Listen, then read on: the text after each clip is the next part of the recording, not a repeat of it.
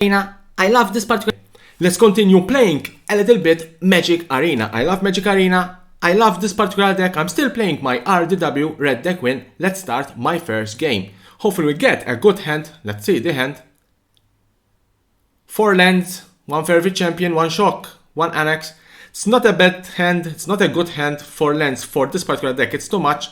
But I think I'm going to keep it. 4 lands, it's always good.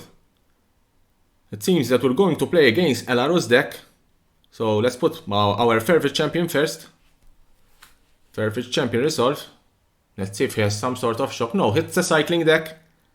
He's going to cycle a lot of his cards. Larus, one of the companion. I hope we can win this game. Probably there's the fox. Exactly, there's the fox. Whenever he's going to cycle the fox, we'll get a +1/+1. Let's put one of the land.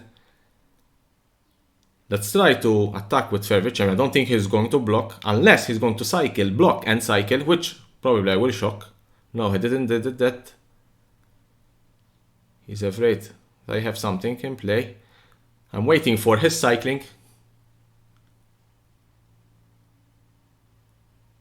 I'm going to shock him. Even if he cycles, he gets a +1/+1 counter and he's going to 2. So I'm going. The fox is dead. Anyway, the fox is going to die. Third land. Valiant Rescuer. There's another shock. That's a very good card. Probably I'm going to attack with my Favorite Champion.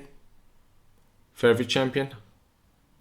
He's going to create a 1/1 human token. Now I can shock his Rescuer. He's going to block. My has Fair Strike. His Rescuer is killed and his token is killed. Favorite Champion have Fair Strike. Larus is still outside the game. Let's see if he's going to pay the 3. Now for companion you have to pay 3 any color. He's going to cycle another card. Obviously these decks have Zenith Flare, so he's going to cycle as much as possible cards until he draw at Zenith Flare. My hand is not really the ideal hand. Torban, very good. I'm going to play Torban only because I'm going to attack with Favorite Champion. If he blocks, Favorite Champion will do 3 damage. He didn't block, so he got the 3 damage. Let's see what he's going to do now. He has a lot of cards in the graveyard that have cycling. So if he plays Zenith Flare, he played Zenith Flare on my Torban. He gets some life. That was a very bad thing for me. Stomp the fox. Even if he cycles, the fox is dead.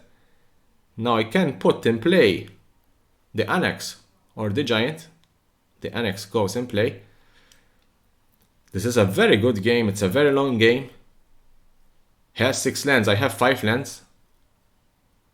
Which for a red deck is very, very difficult to have 5 lands in play. Usually these decks, my deck wins with 2-3 lands maximum. There's Larus. Let's see what he's going to do. Now Larus obviously can cast spells from his graveyard that have 2 or less. I don't want to risk attacking with Favorite Champion. But if he attacks with Larus, I can block. I am not going to play this land only because I don't need another land, and then I want to keep one card in hand. The opponent doesn't know what I have in my hand. You know that I have a land, but the opponent doesn't know. And that card in hand signifies a lot. And you can see he didn't attack. That means that he was afraid that I have some sort of a spell that I could benefit from my Favorite Champion. I'm not going to attack, as I said. I'm going to play Light Up the Stage, another land. I have Infuriate. Let's see what he's going to do. He has 4 cards in hand and 4 cards in graveyard that he can play. With Larus. A shock or a stomp, that's what I need. Drained Stinger.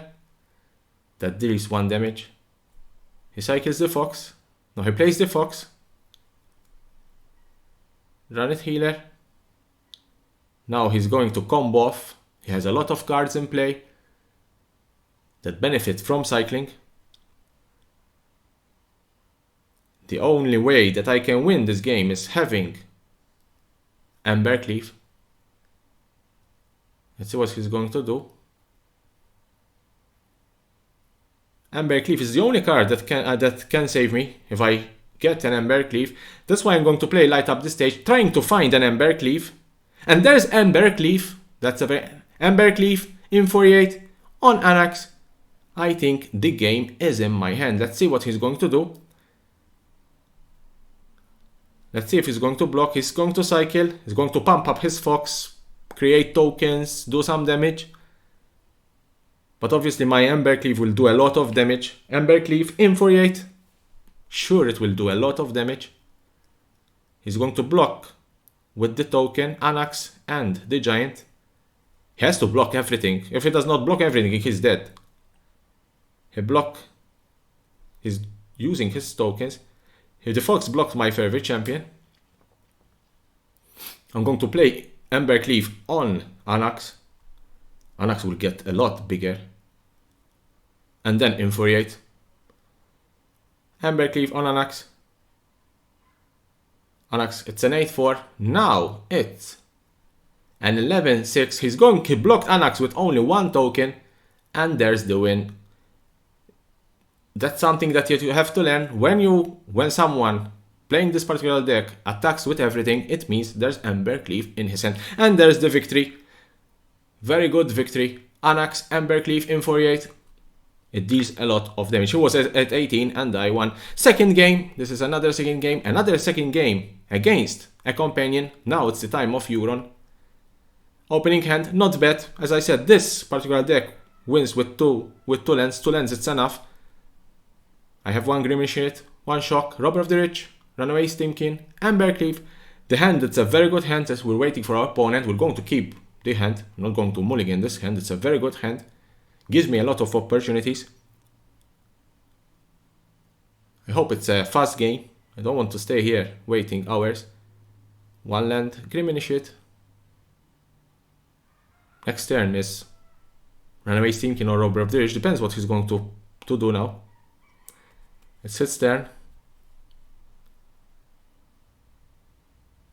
A shock land, shocks himself. So I'm assuming he has some sort of a spell that he needs to play. Charming Prince. Scry 2 or gain some life. He gains some life. Runaway Steamkin. Gives you a lot of an opportunity. I'm not going to attack with my Grim Initiate. His Prince will kill my Grim Initiate. Runaway Steamkin gives you a lot of opportunity. Increasing the tokens. And you can pump your mana. Heartless Act. And goes my Runaway Steamkin. I couldn't do anything. I was stepped out. Third land. Put. Attack. Let's see if he's going to block the Robber of the Rich or the Grim Initiate. If he blocks the Grim Initiate, it's perfect. I'm going to put the Rimrock Knight on it. He blocks Grim Initiate. If he blocked the Robber of the Rich, I would have shocked him. At least I still have my shock and my Rimrock Knight. For the time being, I managed to remove all his spells or all his cards. He still have 3 lands. Let's see if he can play a 4th land. Obviously these decks, the Euron Sky Nomad decks, usually they have a lot of lands. There's Teferi. I didn't miss you Teferi, but these decks have a lot of Teferi. Probably is going to put Robber of the Rich in my hand.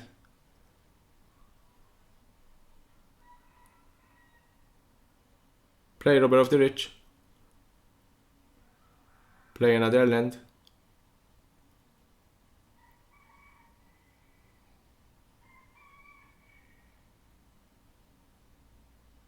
I'm afraid that he has some sort of mask removal spells. That's why I didn't play any cards. I prefer to stay like this. I prefer to keep my board, my battlefield quite low. Rimrock Knight. I didn't play Robber of the Rich during this turn only because if he has some sort of mask removing, Shatter the Sky for example, even though he has one planes missing, if he has some sort of Shatter of the Sky, at least I have a card that has haste in my next turn. He's at 17, I'm at 20. I don't know what he's deciding. Another Teferi. These decks, they always have a Teferi in play. It's like they have always a Teferi in their hand. It's like they have 10 Teferi in this deck. One of my creature will bounce in my hand. It's always the same. Same move, same ability. He's thinking.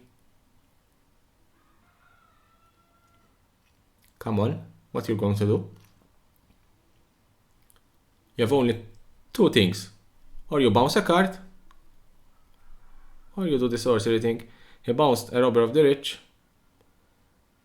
He's at 17. Going to put Robber of the Rich in play. I'm going to attack 1 damage to Teferi, remove Teferi. They say Acorn. That's a very good card that we managed to steal.